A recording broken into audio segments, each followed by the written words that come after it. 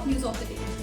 Amid escalating tensions in West Asia, the United States has issued a temporary 30-day waiver allowing Indian refiners to purchase Russian oil. US Treasury Secretary Scott Bessent said the move will help keep on oil flowing in global markets and will apply only to Russian oil already stranded at sea.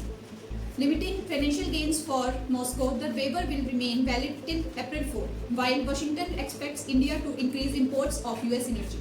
Meanwhile, security restrictions have been tightened across the Kashmir Valley amid fears of protests over the killing of Iran's Supreme Leader Ayatollah Ali Khamenei in the recent US-Israel strikes.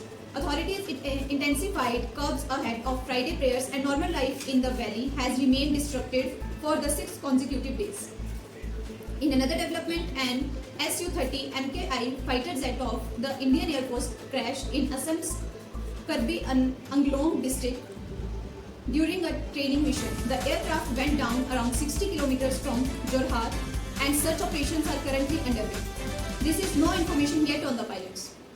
And in Nepal, initial election results show the Rashtriya Swatantra Party leading in 23 seats, while the Nepali Congress and CPN-UML are ahead in 3 seats each. Vote counting began late Thursday night, and the Election Commission expects final results by Friday night. We will take a break here. Stay with us for more updates. Welcome back. Bihar Chief Minister Nitish Kumar has announced his move to Rajya Sabha, thanking the people of the state for their support. His decision has opened the race for the next Chief Minister, with the BJP likely to stake claim to the post as the single largest party in the alliance. A major cabinet reshuffle is also expected following the development. The Congress has fielded several fresh faces for the Rajya Sabha polls, including Dalit leaders and grassroots workers, in a move aimed at promoting new leadership within the party. While some party members welcomed the decision, others expressed surprise and disappointment over senior leaders being overlooked. In Uttar Pradesh, a 45-year-old doctor was shot dead inside a private hospital in Bijnor on Thursday evening. Police said the assailant left the scene on a motorcycle after the attack.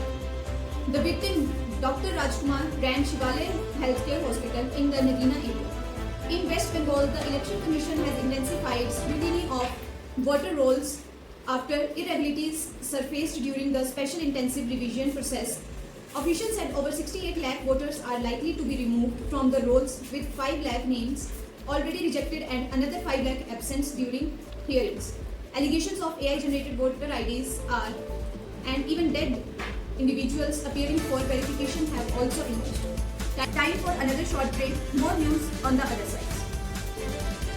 Welcome back. In the currency market, the Indian rupee strengthened slightly by 2 paisa to 91.62 against the US dollar.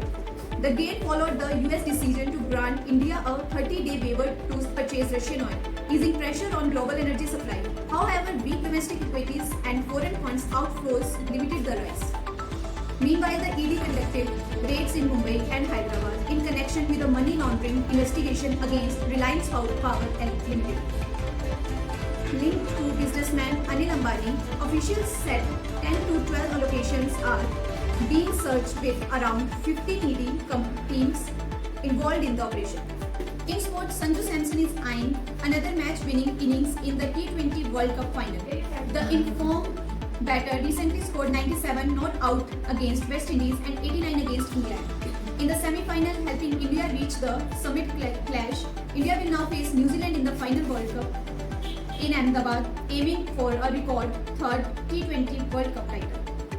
And finally, the Delhi government has extended the deadline for film submissions for the inaugural International Film Festival Delhi.